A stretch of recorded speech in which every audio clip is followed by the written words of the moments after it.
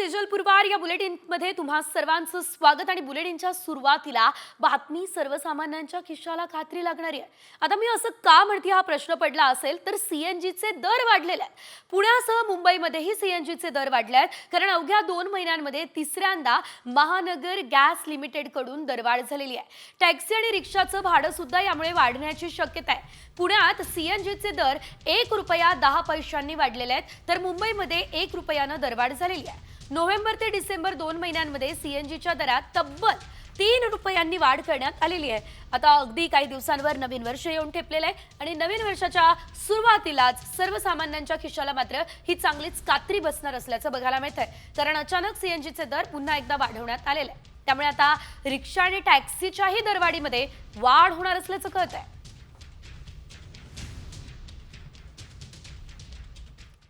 एकीकडे ही दरवाढ तर दुसरीकडे आणखी एक चिंता मुंबईकरांची वाढली आहे कारण मुंबई आणि उपनगरातील हवा प्रचंड प्रदूषित झालेली आहे। मुंबईमध्ये सर्वत्र धुक्याचं साम्राज्य आहे। मुंबईमधलं प्रदूषण रोखण्यासाठी आता MMRDA सुद्धा ॲक्शन मोडवरती आलेलं आहे। कंत्राटदारांना 20 लाखांपर्यंत दंड ठोठावला जाऊ शकतो किंवा कामही थांबवण्याची कारवाई केली जाणार असल्याचं कळतंय। तर दादर बीचवरून मुंबईमधल्या याच प्रदूषणाचा आढावा आमच्या प्रतिनिधी रुपाली बडवे यांनी घेतलाय, बघूया। मुंबईतील हवेची गुणवत्ता अत्यंत ढासळलेली आहे आणि ही एक चिंतेची बाब ठरलेली आहे। सध्या मी मुंबईच्या दादरच्या चौपाटीवरती आहे आणि आपण माझ्या मागे पाहत आहात की खरं तर जे दृश्य आपल्याला पाहायला मिळते सगळं धुरकट झालेलं आहे। मुंबईच्या हवेमध्ये खरं तर धुरक्यांचं प्रमाण वाढल्याचं पाहायला मिळते। सोबतच मुंबईचं जे प्रदूषण आहे त्याच्यामध्ये देखील वाढ झालेली आहे आणि त्याच्यामुळे मुंबई शहर उपनगर या भागातील जे ज्येष्ठ नागरिक आहेत सोबतच जी लहान मुले आहेत त्यांच्या आरोग्याला मात्र धोका निर्माण होऊ शकतो। यासाठीच खरं तर मुंबई महानगरपालिकेने सुद्धा याची दखल घेतलेली आहे। प्रदूषणावरती तातडीने पावलं उचलण्याची जी गरज होती ती आता मुंबई महानगरपालिकेने उचलल्याचं पाहायला मिळत आहे। आपण सध्या दादरमध्ये आहोत आणि दादरमधून जो वरळीचा परिसर आहे तो देखील दिसण्याचा झालेला आहे। या संपूर्ण समुद्र किनारपट्टीवरती आपण बघतो की धुरक्यांची चादर आहे। या ठिकाणी आपण बघतो की खरं तर सिलिंग सुद्धा आहे मात्र तो देखील दिसत नाहीये आणि त्याच्यामुळे दादरचा हा परिसर असेल मुंबईचा किनारपट्टीचा परिसर असेल त्या भागामध्ये नागरिकांना खरं तर आता आरोग्याच्या संदर्भात तक्रारी खरं तर येऊ लागलेल्या आहेत। कॅमेरामन रोहित शिगवणसह मी रुपाली बडवे, साम टीव्ही, मुंबई। तर मुंबईमधली हवा प्रचंड प्रदूषित असल्याचं आता समोर येतंय त्यामुळे मुंबईकरांनी आपल्या आरोग्याची काळजी घेणं खूप गरजेचं आहे। यानंतर इतर बातम्यांचा वेगवान आढावा। माजी सरपंच संतोष देशमुख यांच्या मारेकऱ्यांना अटक करून फाशीची शिक्षा द्यावी या मागणीसाठी बीडमध्ये सर्वपक्षीय मोर्चा काढण्यात आलाय। यावेळेस मोठ्या संख्येने जनसमुदाय रस्त्यावर उतरलेला बघायला मिळालाय।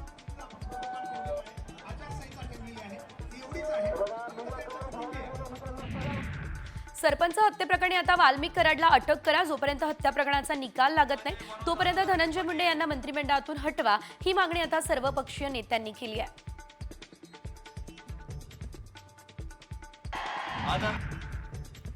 माझ्या वडिलांचं बलिदान वाया जाऊ देऊ नका, तुम्ही सदैव माझ्या पाठीमागे उभे राहा असं म्हणत संतोष देशमुख यांची मुलगी आक्रोश मोर्चावेळी भावूक झाली।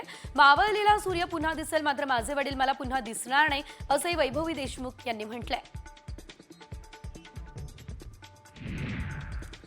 सरपंच संतोष देशमुख यांच्या आक्रोश मोर्चामध्ये आमदार सुरेश धस यांनी जोरदार घणाघात केला। वाल्मिक कराडच्या घरी पैसे गेल्याशिवाय कोणती फाईल मंजूर होत नव्हती, ही करुण कहाणी आमच्या बीड जिल्ह्याची आहे तर करुणा कहाणी वेगळीच आहे असं म्हणत सुरेश धस यांनी आता धनंजय मुंडे यांच्यावर टीका केली आहे।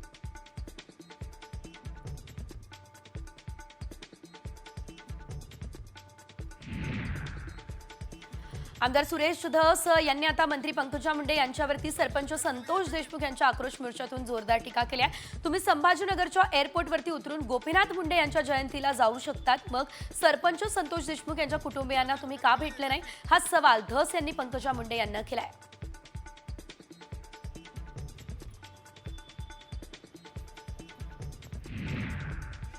सरपंच हत्या प्रकरणावरून भाजप आमदार सुरेश धस यांनी आता गंभीर असे आरोप केले। आक्रोश मोर्चातून धस यांनी धनंजय मुंडे आणि पंकजा मुंडे यांच्यावरती निशाणा साधलाय। इथे गोलीमार भेजे में हीच भाषा चालते असा आरोप धस यांनी केलाय।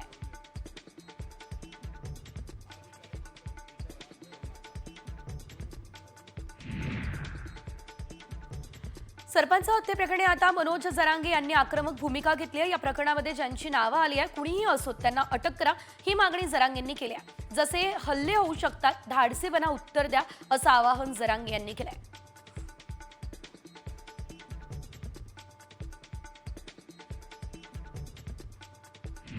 सरपंच हत्या प्रकरणाने आक्रोश मोर्चावरती शरद पवार यांनी प्रतिक्रिया दिली. बीडच्या लोकांची मनस्थिती अस्वस्थ करणारी आहे, ही प्रतिक्रिया शरद पवार यांनी दिली.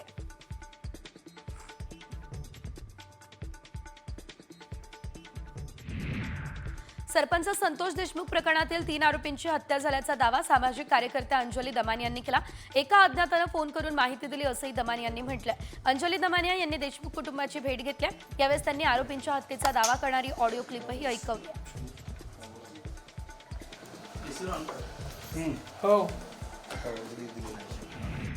सरपंच देशमुख हत्या प्रकरणी आता अंजली दमानिया यांचा बोलविताधीनी कोण आहे असा सवाल गुणरत्न सदावर्ते यांनी केला. पोलीस तपास सुरू असताना अशी वक्तव्य नेमकी का असंही दानवेंनी सदावर्ते यांनी म्हटलेलं आहे.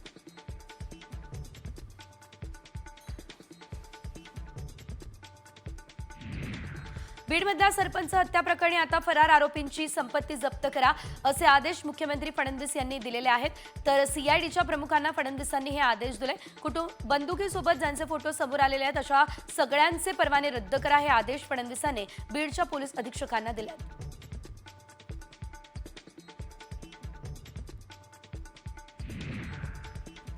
प्रकाश आंबेडकर यांनी आता परभणीच्या घटनेवर मुख्यमंत्री फडणवीसांची भेट घेतली आहे. मृत सोमनाथ सूर्यवंशी यांच्या कुटुंबियांना 1 कोटी रुपयांची मदत द्यावी असं आंबेडकर यांनी मुख्यमंत्र्यांना सांगितलंय.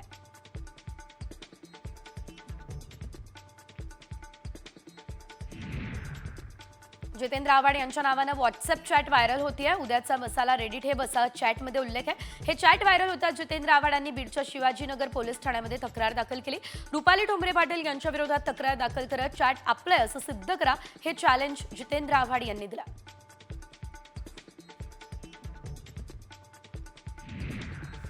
सुरेश धस यांचं विधान चारित्र्यावर शिंतोडे उडवणारं विधान नाही. धसांचं स्टेटमेंट मला स्पष्ट आणि सरळ दिसलं. पुरावा असल्याशिवाय समोर येऊ नये अशी प्रतिक्रिया सुरेश धस आणि प्राजक्ता माळीवादावर अमोल कोल्हे यांनी दिली.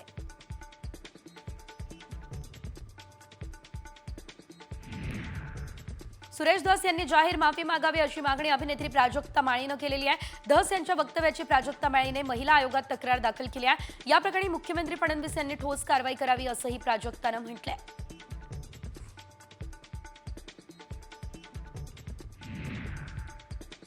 कथित ईव्हीएम घोटाळ्यावरती आज पुण्यात चर्चासत्राचं आयोजन झालंय. शरद पवार हे सुद्धा चर्चासत्राला उपस्थित राहतील. सुप्रिया सुळे, जयंत पाटील यावेळेस उपस्थित राहणार असल्याची माहिती आहे. ईव्हीएम आणि व्हीव्हीपॅटच्या माध्यमातून घोटाळ्यांचं प्रात्यक्षिक दाखवलं जाईल.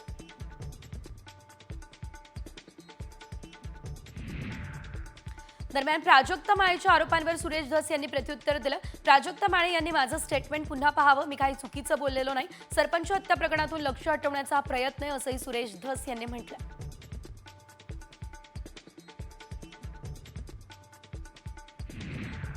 अभिनेत्री प्राजक्ता माळी याचा आमदार सुरेश धस यांनी केलेला अपमानाचा धिक्कार करतो. या शब्दात वकील गुणरत्न सदावर्तेंनी टीका केली आहे. राजकारणासाठी नाव घेणं योग्य नाही असं देखील सदावर्तेंनी म्हटलंय.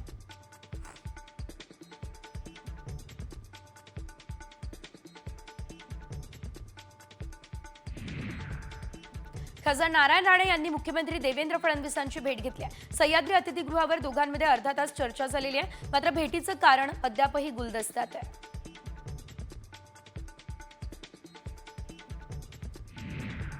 अजित पवार यांची राष्ट्रवादी दिल्ली विधानसभा निवडणुकीच्या रिंगणात उतरले. राष्ट्रवादी काँग्रेसने दिल्ली विधानसभा निवडणुकांसाठी उमेदवारांची पहिली यादी जाहीर केली आहे.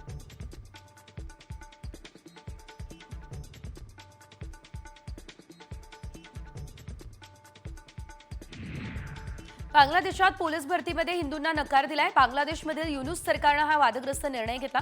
जवळपास 1,500हून अधिक हिंदू उमेदवारांचे अर्ज नाकारले. त्यामुळे भारत आणि बांगलादेश संबंध चिघळण्याची शक्यता आहे.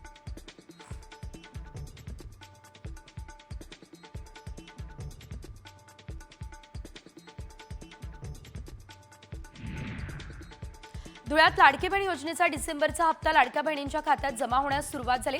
मात्र आश्वासनाप्रमाणे 2100 रुपयांचा हप्ता कधीपासून सुरू होणार याची प्रतीक्षा लाडक्या बहिणींना कायम असल्याचं दिसतंय.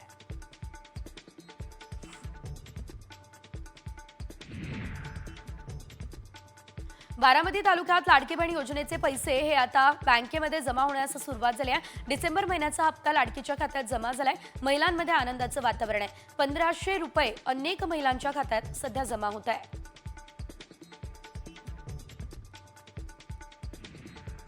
काश्मीर खोऱ्यामध्ये सध्या अधिकांश भागामध्ये बर्फवृष्टीमुळे जनजीवन विस्कळीत झालं. हिमवृष्टीमुळे आता विमान आणि रेल्वे सेवा सुद्धा शनिवारी ठप्प झाली. बर्फवृष्टी प्रचंड आहे, त्यामुळे जम्मू आणि श्रीनगर महामार्ग सुद्धा बंद झालाय.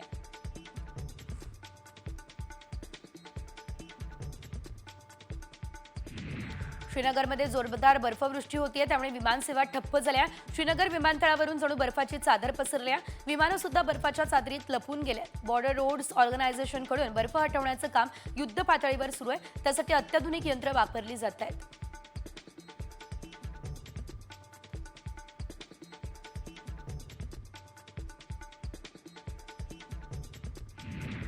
शिमला या ठिकाणी प्रचंड बर्फवृष्टी होतीये. शहरावर बर्फाची चादर पसरली. रस्ते निसरडे झालेत. गाड्यांचे अपघात पडलेत. अनेक रस्ते बर्फानं झाकले गेलेत. वाहनांची वाहतूक ठप्प झाली आहे. स्थानिक प्रशासनानं पर्यटकांना मात्र सावधानतेचा इशारा आता दिलाय.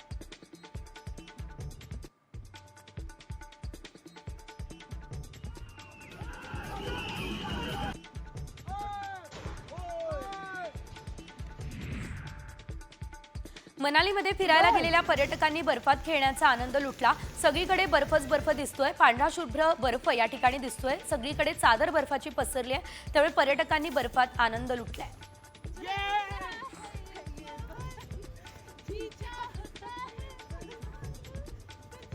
बस बहुत बढ़िया बहुत. भारत आणि नेपाळच्या सीमेवर हाडं गोठवणाऱ्या थंडीत जवान मात्र देशाच्या सीमेवर पाय रोवून उभे आहेत. उत्तराखंडमध्ये भारत नेपाळ सीमेवर सशस्त्र सीमा बलाचे जवान देशाचं संरक्षण करतायत. हातात शस्त्र घेऊन ते बर्फातून गस्त घालतात आणि या बर्फाची खोली सैनिकांच्या गुडघ्यापर्यंत आहे.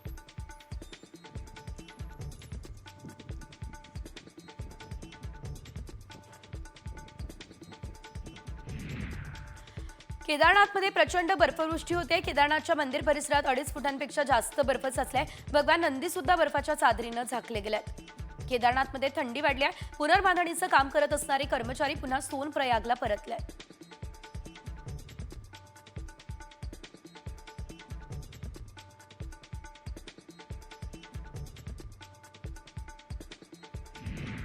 मुंबईची हवा विषारी ठरली आहे. बोरीवली, मालाड, नेव्हीनगर, माझगाव आणि देवनार या भागांमध्ये हवेची गुणवत्ता खूप खराब श्रेणीमध्ये नोंदवली जाते.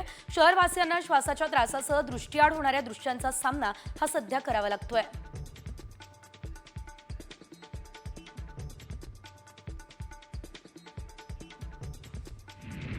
मध्य आणि हार्बर मार्गावर आज मेगा ब्लॉक आहे. विविध अभियांत्रिकी आणि देखभालीच्या कामांसाठी हा ब्लॉक असेल. सीएसएमटी ते विद्याविहार दरम्यान अप आणि डाऊन धीम्या मार्गावरती हा ब्लॉक असणार आहे.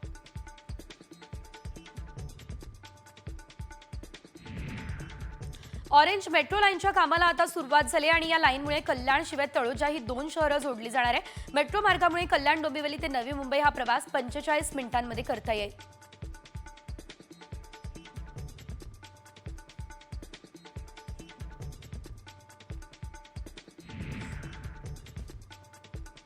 नवी मुंबई आंतरराष्ट्रीय विमानतळावरून आज पहिल्या व्यावसायिक विमानाचं लँडिंग होणार आहे. दुपारी 12 वाजता व्यावसायिक विमानाचं लँडिंग होईल, ही माहिती मिळाली आहे. नवी मुंबई आंतरराष्ट्रीय विमानतळावरील जवळपास सर्व कामं पूर्ण झाली आहेत. रनवे, सिग्नल यंत्रणा ही सर्व महत्त्वाची कामं आता पूर्ण झाली आहेत.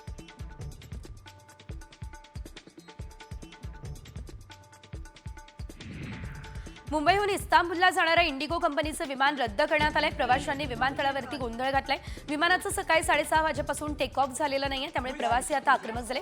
प्रवाशांनी एअरपोर्ट मॅनेजरला संपर्क साधलाय, मात्र कोणतं उत्तर मिळालेलं नाही असं प्रवाशांचं म्हणणं आहे. कौन सा सीनियर मैनेजर इंडिगो का सिक्युरिटी. येत्या बजेटमध्ये मोदी सरकार करदात्यांसाठी मोठं गिफ्ट देण्याची शक्यता आहे. 15 लाखांपर्यंतचं उत्पन्न पूर्णतः करमुक्त होणार आहे, ही माहिती सूत्रांनी दिली. त्यामुळे लाखो करदात्यांना आणि शहरी मध्यम वर्गाला सर्वात मोठा दिलासा यामुळे मिळू शकतो.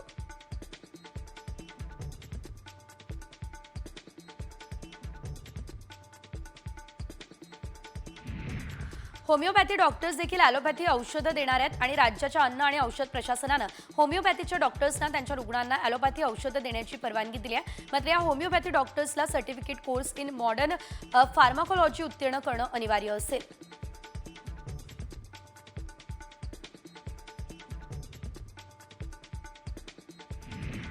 साताऱ्यातील पुसेगावमधील हिंदकेसरी बैलगाडा शर्यत रोमन आणि सर्जा या बैलजोडीनं अव्वल स्थान पटकावलं. या बैलगाडी शर्यतीच्या थराराची विश्वजित साळुंखे यांनी घेतलेली ही खास दृश्य आपण साम टीव्हीवर बघतोय.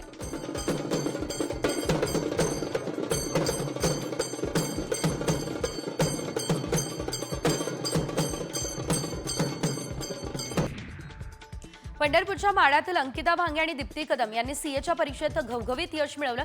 शेतकरी कुटुंबातील मुलींनी अवघड अशा सीएच्या परीक्षेमध्ये आवडीने यश मिळवलं. त्यानंतर त्यांचा ग्रामस्थांनी आता सत्काराने सन्मान केलाय.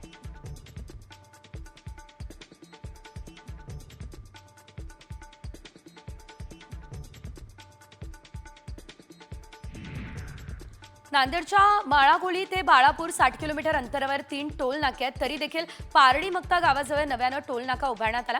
या महामार्गाचं काम रखडलेलं आहे आणि असं असताना सुद्धा टोल वसुली केली जाते. त्यामुळे नवीन टोल नाका बंद करण्याच्या मागणीसाठी आता निदर्शनं करण्यात आली आहेत.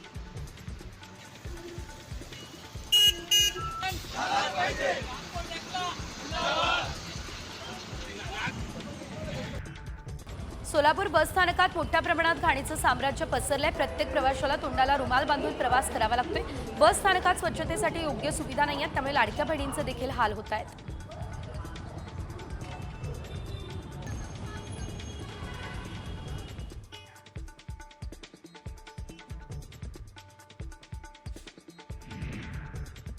धुळे शहरातील कॉलेज परिसरामध्ये कर्णकर्कश आवाज करणाऱ्या 100 बुलेटवर पोलिसांनी कारवाई केली. त्याचबरोबर मॉडिफाय सायलेन्सर जप्त करत त्यांच्यावरून बुलडोझरही फिरवला.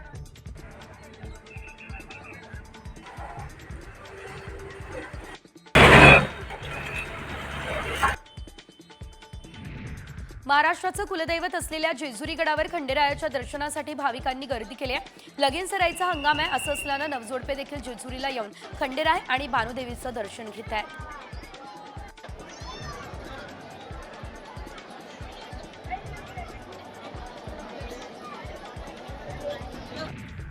नांदेडच्या माळेगावमध्ये खंडोबाच्या यात्रेला 29 तारखेपासून सुरुवात होती आहे. यात्रेसाठी भाविकांची गैरसोय होऊ नये यासाठी 35 बसेस सोडल्या जाणार आहे. ही माहिती कंधार आगार प्रमुख अभिजित वाडवे यांनी दिली आहे.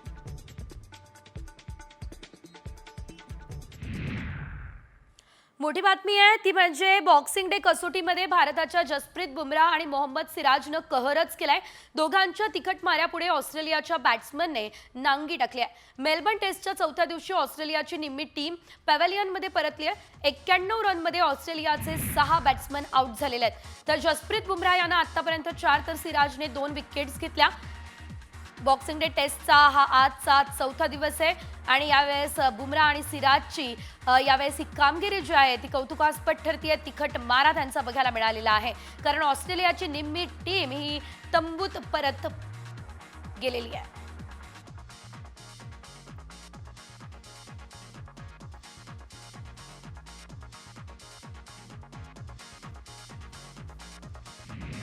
कल्याणमधील 13 वर्षीय हत्या प्रकरणाचा खटला वकील उज्ज्वल निकम हे लढणार आहेत. तर 30 दिवसांमध्ये चार्जशीट दाखल करण्याचे आदेश देखील देण्यात आले.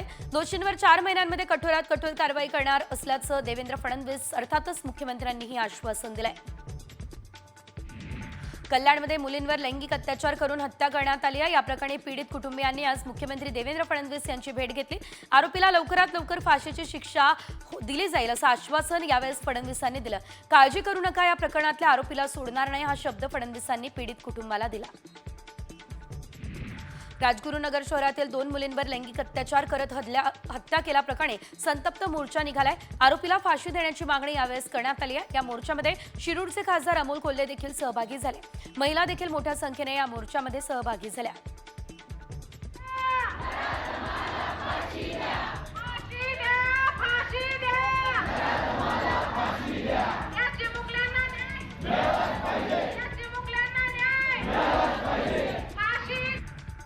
टीम इंडियाचा ऑलराऊंडर क्रिकेटर नितीश कुमार रेड्डीनं ऑस्ट्रेलियासमोर खणखणीत शतक ठोकलं. मेलबर्न कसोटीच्या पहिल्या इनिंगमध्ये नितीशने आपलं शतक पूर्णही केलं.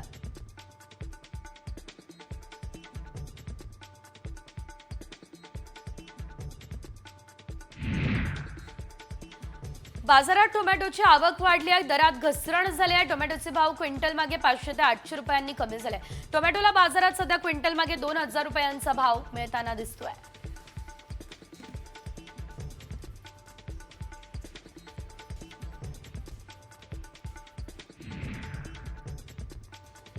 कांद्याच्या भावात झालेली पडझड मागील काही दिवसांपासून थांबली आहे. कांद्याचे भाव स्थिर दिसत आहे. बाजारातील कांदा आवक मात्र काही प्रमाणात वाढताना दिसते, तर उठावही चांगला आहे.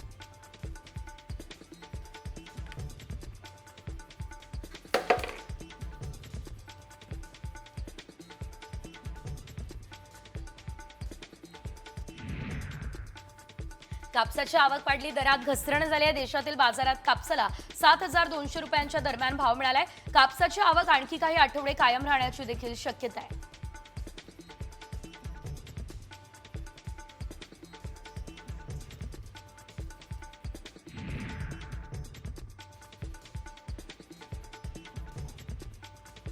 यवतमाळ जिल्ह्यात पीक विम्यासाठी 1.5 लाख शेतकऱ्यांनी अर्ज भरला. पीक विम्यासाठी 1 रुपयाच भरावा लागत असल्यानं सर्व शेतकऱ्यांनी पीक विमा भरून घेतलाय.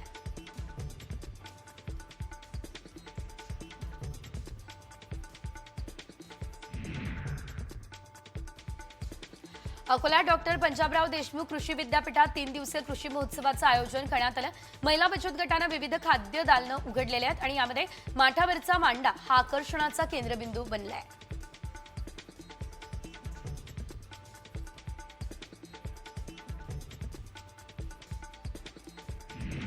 वाशिमच्या अनसिंग फाट्यावर भीषण अपघात झालाय. पुसदकडे जाणाऱ्या कारचा हा अपघात झाला. चालकाचं नियंत्रण सुटलं आणि कार पलटी झाली.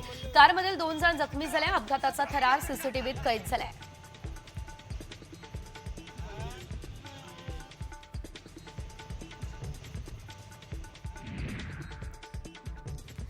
सांगलीच्या पलूस तालुक्यातील कुंडल या ठिकाणी एका रात्रीमध्ये 6 ठिकाणी चोरी झाल्या. 3 घरं आणि 3 व्यावसायिकांच्या दुकानात चोरट्यांनी डल्ला मारला.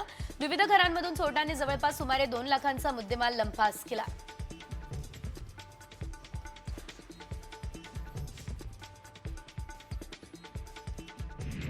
मुंबईच्या कांदिवली पूर्व परिसरामध्ये मराठी अभिनेत्री उर्मिला कोठारेच्या कारचा अपघात झालाय. या अपघातात कारने 2 मजुरांना उडवलंय, त्यात एकाचा मृत्यू झालाय. उर्मिला आणि तिचा ड्रायव्हर जखमी झाल्याची माहिती आहे.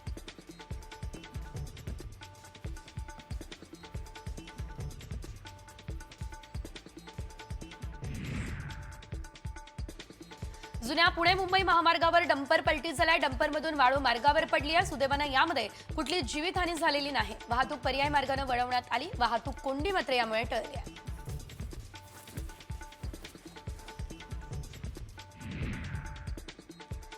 अंबरनाथ पश्चिमेकडून न्यू बालाजीनगर या ठिकाणी आता कचरा कुंडीमध्ये एक मृत अर्भक स्थानिक नागरिकांना आढळलेला आहे आणि हे अर्भक 22 ते 23 आठवड्याचं म्हणजे 4 ते 5 महिन्यांचं असल्याची माहिती सध्या मिळते. वैद्यकीय अधिकाऱ्यांनी हा अंदाज वर्तवलेला दिसतोय.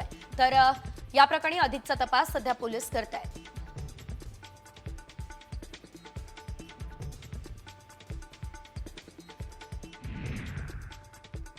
इंदापूर पोलिसांनी विक्रीस बंदी असलेला 23 लाख रुपयांचा गांजा जप्त केला. याबाबत गुन्हे शोध पथकाला माहिती मिळाली. त्यानुसार 6 पोलीस निरीक्षकांनी ही कारवाई केली. या प्रकरणात दोघांना ताब्यात घेण्यात आलं.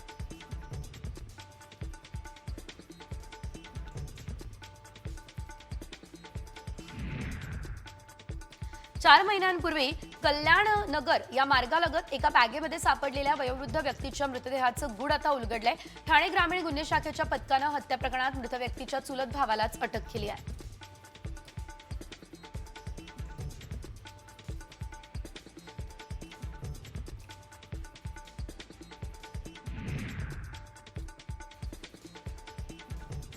पुण्यातील अनेक ठिकाणाहून दुचाकी चोरणाऱ्या 2 आरोपींना पोलिसांनी बेड्या ठोकल्या. आरोपींकडून 2,40,000 किमतीच्या 8 पेक्षा अधिक दुचाकी जप्त करण्यात आल्या. शहरातील विविध पोलीस स्टेशनमध्ये दुचाकी चोरीचे तब्बल 6 गुन्हे हे दाखल करण्यात आलेले आहेत.